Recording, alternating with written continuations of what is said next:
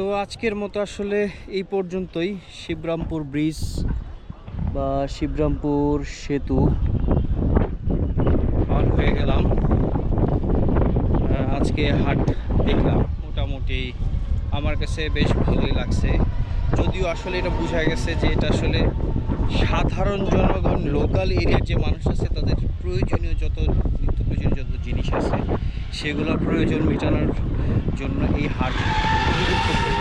আর এই হাটের যেই কারণে বিখ্যাত হয়েছিল সেটা হচ্ছে কাঠ আইটেম বা কাঠ যেগুলো পাওয়া যায় সেটার জন্য, এবং লুঙ্গি বা কাপড় জাতীয় আইটেমের জন্য। তার সাথে সাথে হাটের যে বৈশিষ্ট্যগুলো থাকে,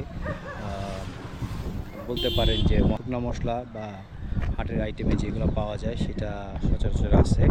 অন্য কোনো জায়গায় দেখা হবে। আজকে এই পর্যন্তই। হয়তো আপনাদের হাটের দৃশ্য, ইউনিক আইটেম দেখানোর চেষ্টা করছি, সচরাচর দেখা যায় না।